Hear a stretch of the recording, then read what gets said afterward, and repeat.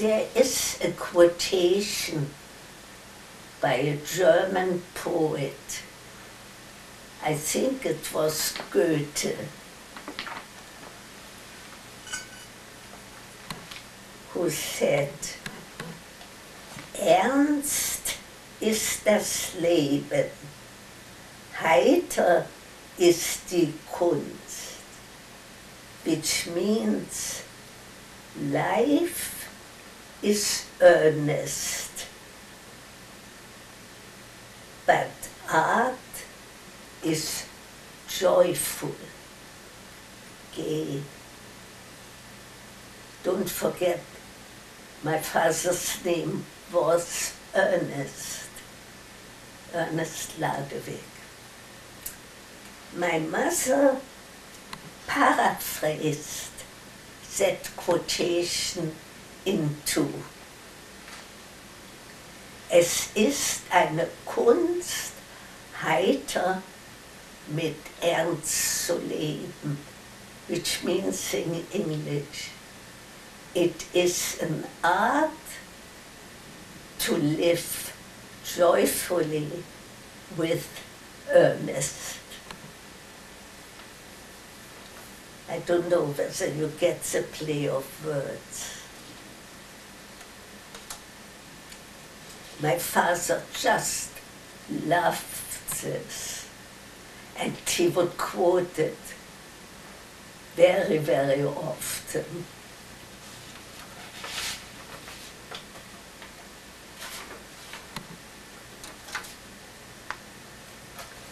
To come back to my teenage years,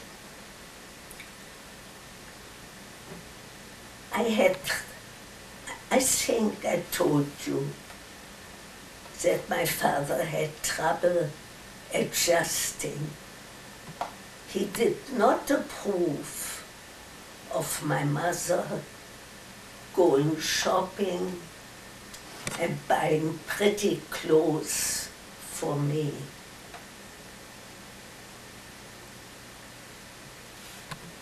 He said, youth is its own best adornment. Fortunately, my mother had money of her own, which was rare in those days, when women were entirely dependent on their maids for their financial upkeep.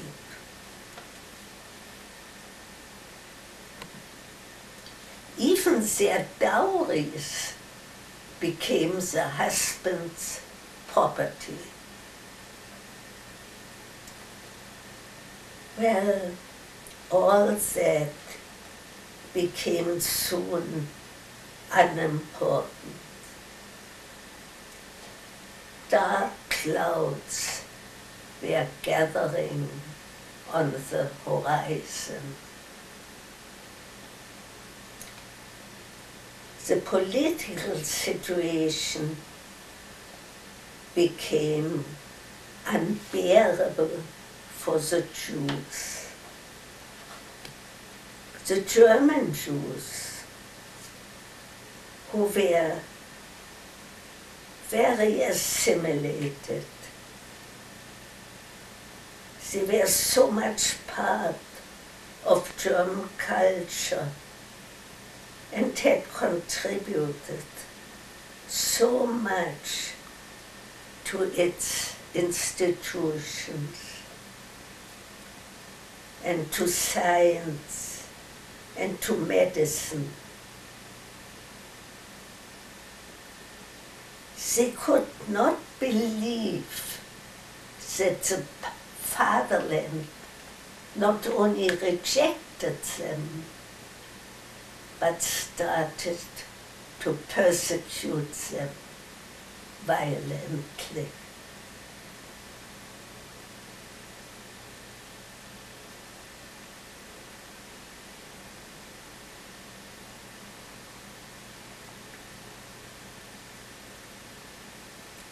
it was all written up in Hitler's book, Mein Kampf, my fight against.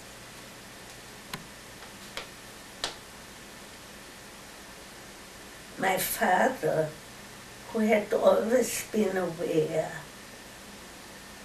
of the militaristic streak in the Germans, and he never trusted their new political leaders. He prepared for emigration. America was a long-term project. So, when the Reichstag burned, a fire that was initiated by Hitler to discredit the left wing,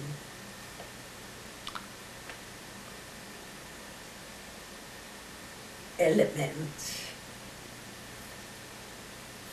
My father told my mother that she and I had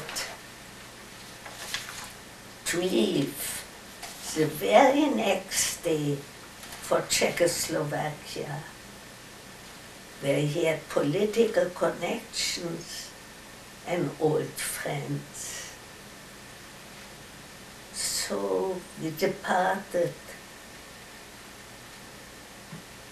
with 2 little suitcases, not knowing that we would never come back to Chemnitz.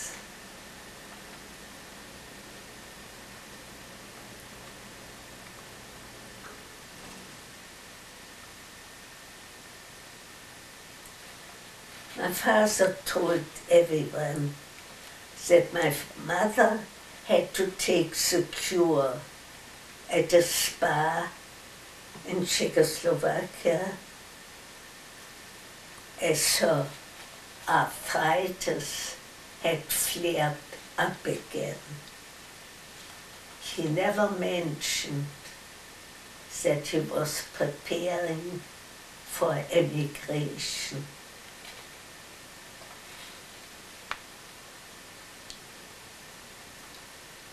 I had told you about my father being a strict disciplinarian. But when it came to take care of his family, there was no one I knew who was so devoted, so concerned, and so unselfish as my father.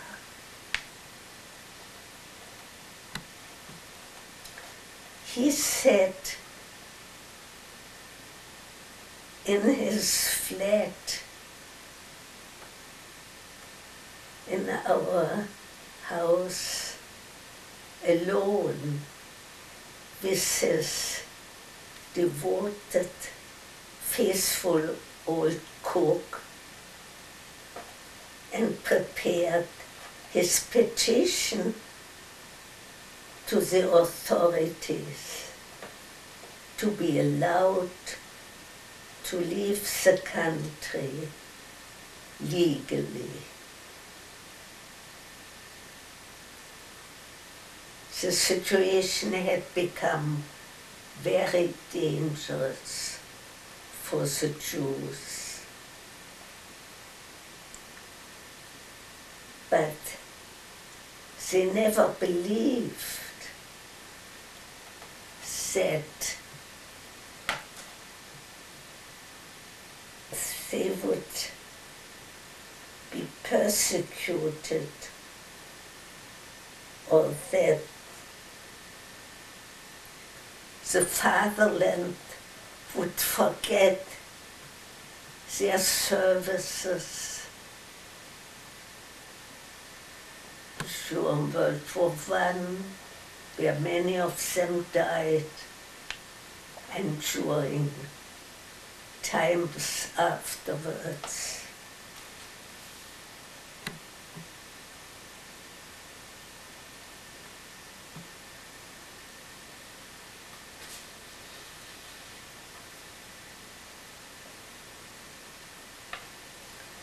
It was in August 1933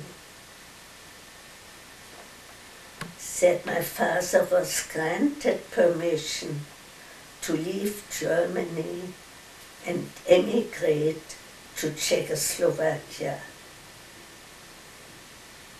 legally.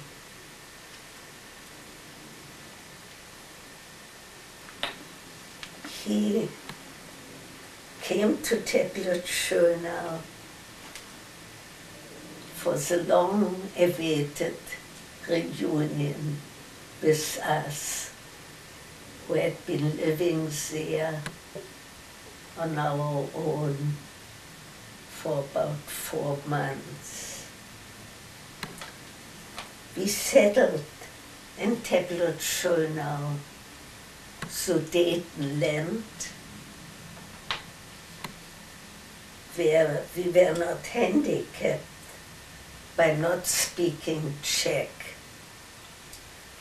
Actually, my father had me stay for 2 months in Raudnitz, a little Czech town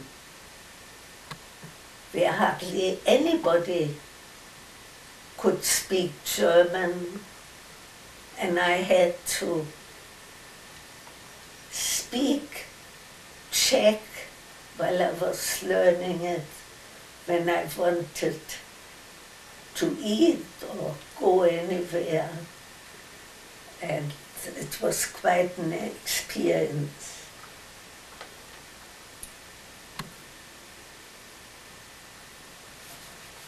I got proficient enough during those 2 months in Czech so I could take a job as soon as we got the necessary citizen papers. So I could work. And my father too, although he was already about 70 years old. No, not quite 70. He was born in 1867. Yeah, about that age.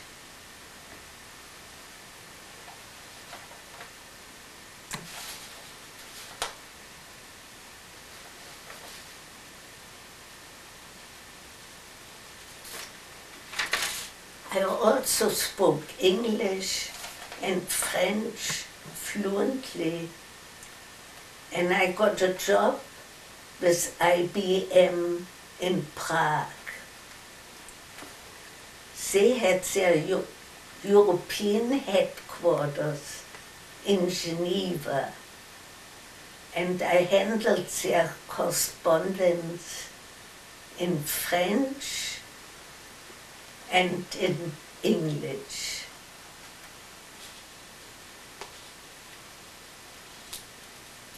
I also could communicate with our technical staff and the workmen who could only speak Czech.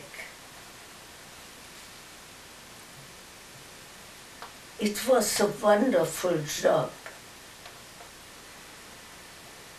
and I worked happily at IBM until Hitler's invasion of Czechoslovakia.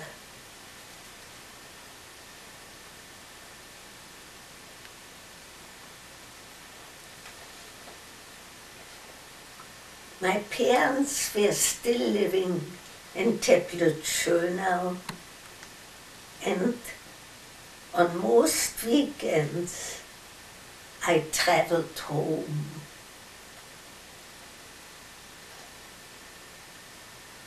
Those trips actually taught me how little pleasures in life are often more important than the big events, or they can give you as much joy or even more.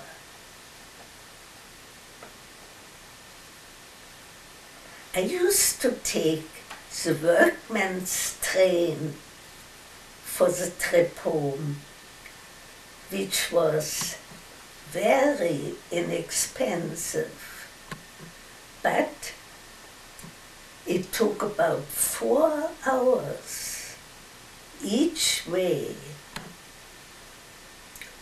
When I got a substantial raise in salary,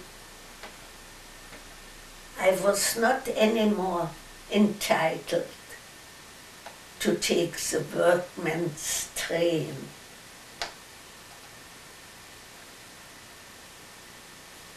It was very inexpensive, but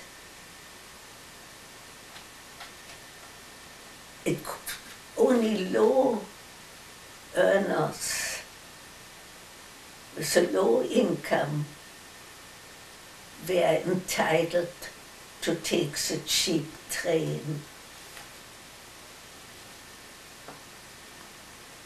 When I used the express train for the first time for my trip home, it was a wonderful feeling.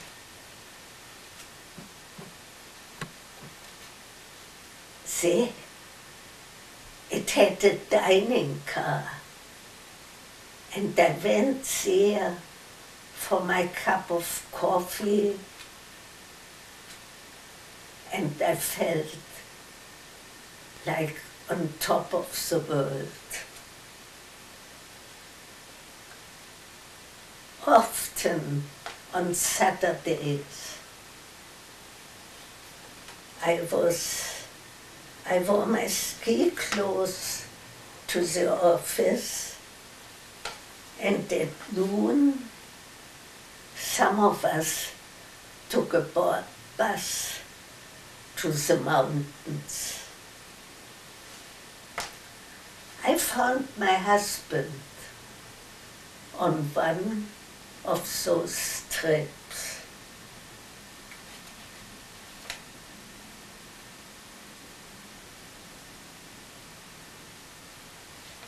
His name was Joseph Fischer.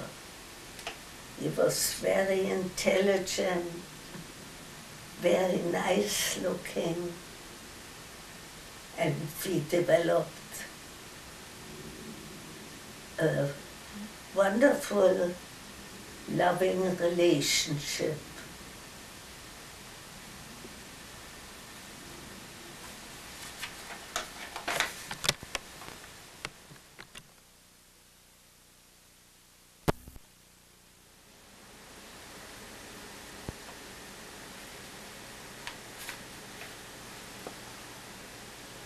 You know, I suddenly realize at this point that I haven't even told you about events that happened in my life before I moved to Prague.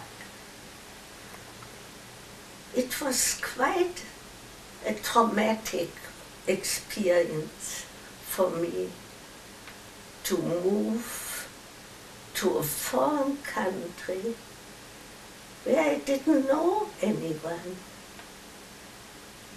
After all, in Chemnitz, I had an active social life. I had many friends, and I had two wonderful guys, Ted and Kurt, who were both in love with me.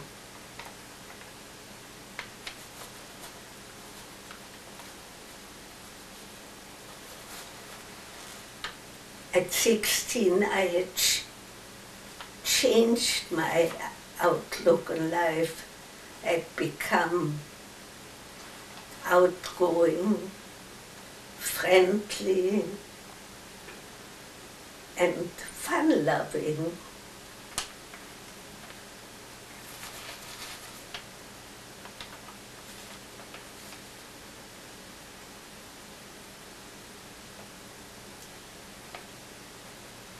Especially, I was happy in my relationship with those two guys.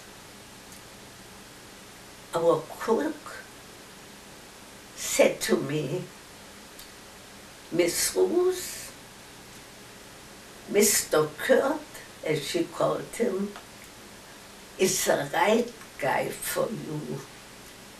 And in retrospect, I think she was right.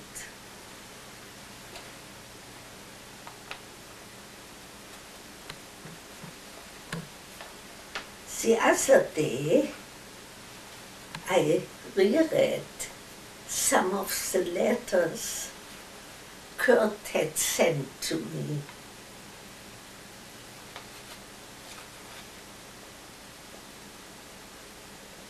One of them was a poem. I wish I could translate it for you, which said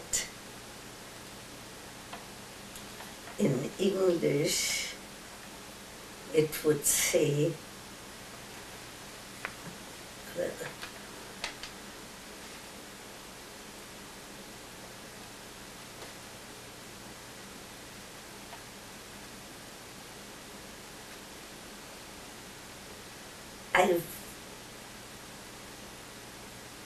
"Where is my beloved little Wuchen, who used to look up to her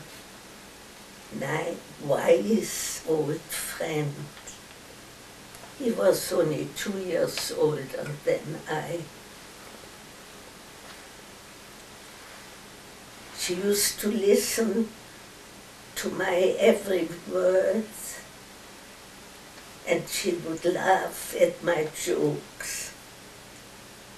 Although she was an excellent dancer, which I was not, she was still happy to have me shove her across the dance floor. He was afraid things might be changing.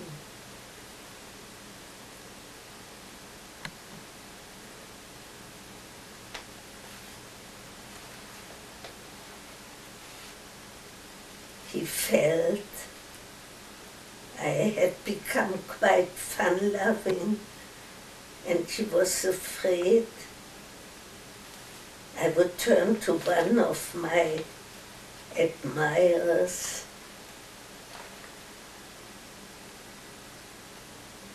and that would make him very sad. He would hate to lose me. Actually, this poem always made me cry when I read it.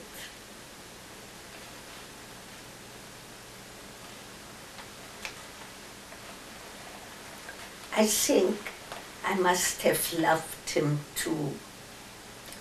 But my father, who was very fond of Ted, really frowned on my relationship with Kurt.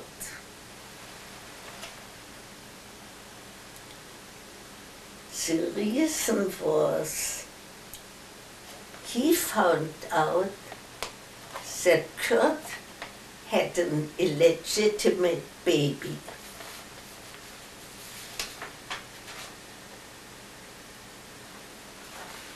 And you know, that was pretty terrible.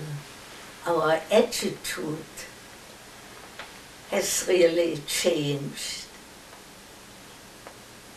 since then, hasn't it? When my father learned that Kurt was coming to Lausanne in Switzerland, Ted had already left the year before. He sent an urgent message to Madame de la Harpe not to let me go out with him. It would have been the last time to see him before he left for America. I was in Lausanne at that time in a kind of finishing school to study French, like a lot of other young girls from different countries. There were 10 or 12 of us at Miss Madame de la Harpe's so-called finishing school.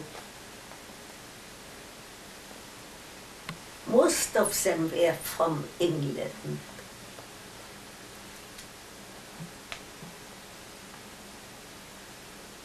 That was where my long-time friendship with Rosemary O'Neill started.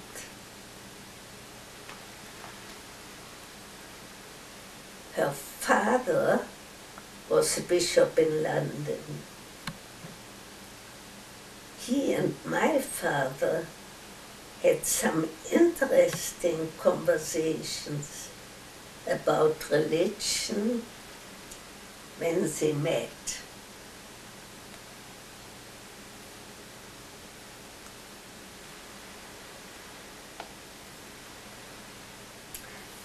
Actually, during the war, some of our documents and our impressive family tree, which you had all seen, that has quite a few famous names dating back to 1650, and which was my father's pride and joy. They were also some of our old family silver. They were its safekeeping with the O'Neills in London. We had sent them there out of Germany secretly, so they wouldn't be confiscated by the Nazis.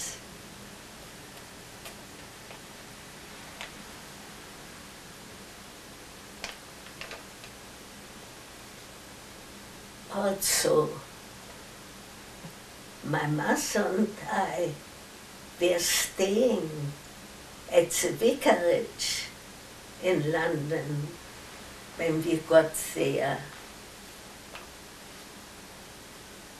as refugees. A week before the war broke out.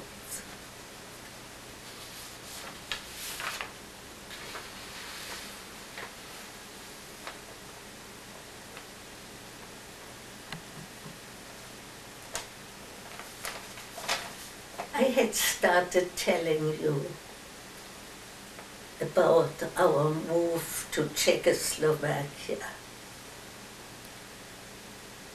Also, Teplitz, Schönau, was a lovely town with quite a few Jewish families. As I said, I first felt like a stranger in a foreign land.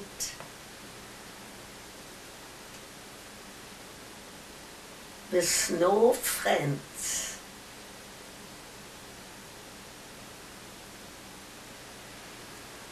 All that changed when I met Annie Heller, a pretty young girl with sparkling eyes. Also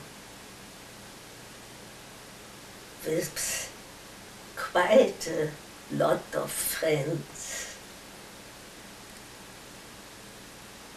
whom she introduced to me.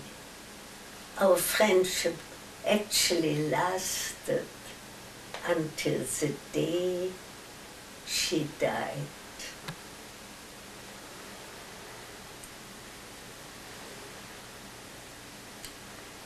We had quite an active social life and went to parties and had fun together. There were quite a few young men I dated.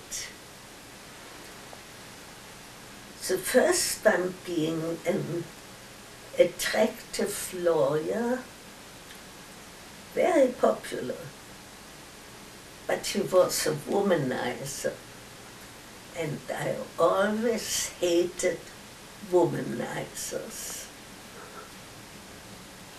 I also dated a nice Jewish chemist for a while.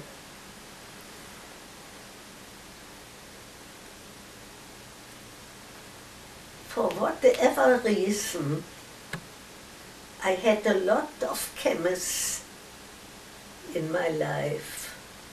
C. Otto.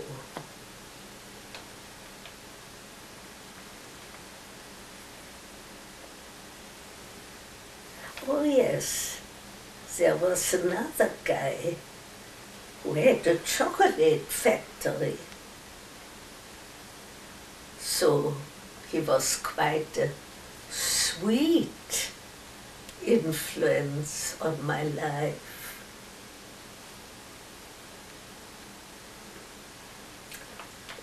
In Prague, there was another young man, a friend of mine, who introduced me to his uncle. The most interesting man I ever met. He was Maxel Tausig, a well-known patron of the arts.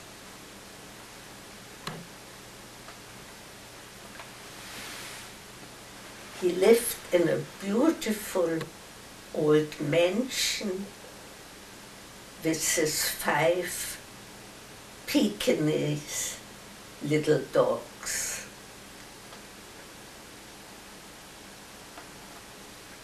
Every celebrity on their visit to Prague came to see him. He had a whole collection of autographed pictures with messages of friendship and gratitude.